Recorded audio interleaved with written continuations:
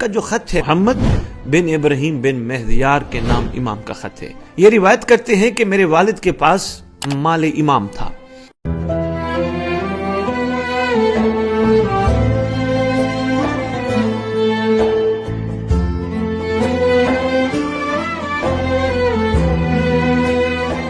اعوذ باللہ من الشیطان الرجیم، بسم اللہ الرحمن الرحیم۔ معزز سامعین، قابل قدر ناظرین، امام زمان علیہ السلام کے خطوط مبارکہ یعنی توقیات کے حوالے سے ہم آپ کی خدمت میں پروگرام لے کر حاضر خدمت ہوئے، اور ماشاءاللہ جس طرح آپ نے پچھلے پروگرام میں توقیات پہ اپنی خوبصورت نہ صرف رائے کا اظہار کیا، اور بلکہ آپ نے عہد بھی یقیناً دلوں میں کیا ہوگا کہ ہم بھی امام کے عشق میں اس طرح اپنے آپ کو مصروف رکھیں گے کہ ہمارے کسی عمل کی وجہ سے امام کو تکلیف نہ ہو، کیونکہ اچھا بھی وہی ہوتا ہے کہ جو اپنے محبوب کو راضی کر سکے۔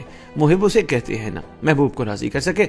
آج کا جو خط ہے محمد بن ابراہیم بن مہدیار کے نام امام کا خط ہے۔ یہ روایت کرتے ہیں کہ میرے والد کے پاس مال امام تھا، اور امام حسن عسکری علیہ السلام کی شہادت کے بعد میں شک میں مبتلا ہوا۔ انہوں نے وہ مال جمع کیا، سب کو اکٹھا کیا اور کشتی پہ سوار ہو گئے، اور میں انہیں ودا کرنے کے لیے ان کے ساتھ نکلا۔ کہتے جو ہی وہ کشتی میں نکلنے لگے، اچانک وہ بخار میں مبتلا ہو گئے، اور انہوں نے تکلیف اتنی ہو گئی کہ انہوں نے کہا میرے بیٹے شاید موت نظر آ رہی ہے۔ کہتے میرے والد وفات پا گئے۔ اپنے دل میں خیال کیا کہ میرے والد کبھی بھی کسی غلط چیز کی ہرگز مجھے وصیت نہ کرتے، انہوں نے جو وصیت کی ہے یقیناً اس میں کوئی راز ہے۔ میں ایسا کرتا ہوں، یہ مال اٹھا کر عراق جاتا ہوں، دریا کے کنارے گھر کرائے پہ لیتا ہوں، کسی کو کچھ نہیں بتاتا۔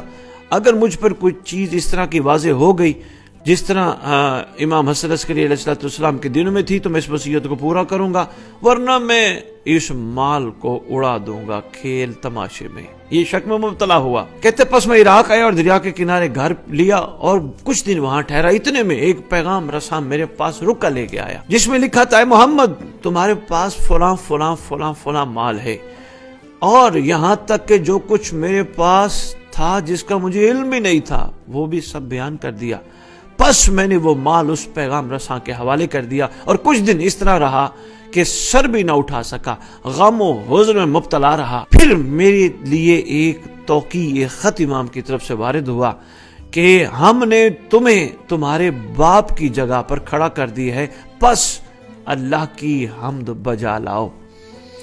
کریمی دیکھیے، پہلی بات تو یہ ہے کہ ہر چیز پہ سرکار کی نظر ہے۔ کوئی بھی مال امام یعنی جو حق ہے اس گھر کا، اس کو اگر استعمال بھی کرے تو امام کو پتہ ہے کون کس طرح کہاں کیسے استعمال کر رہے، اور کوئی امام کا مال امام تک پہنچانے میں یعنی امام کی مرضی کے مطابق خرچ کرنے میں مصروف ہو تو سبحان اللہ۔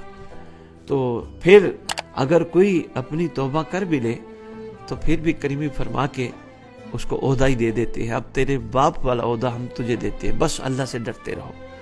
یہاں ایک اور بڑی اہم بات ہے، زندگی میں کبھی بھی جس کو ماننا ہے ان کے بارے میں شک نہ کرنا۔ شک آ جائے اعمال ہی ہبط ہو جاتے ہیں، کیفیات ہی ختم ہو جاتی ہے عرفانیات کی۔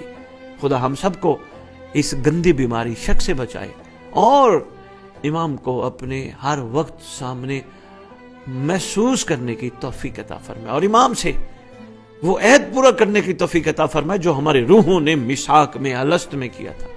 اللہم صلی علی محمد وآل محمد وعجل فرجہم بقائمہم اجل اللہ تعالی۔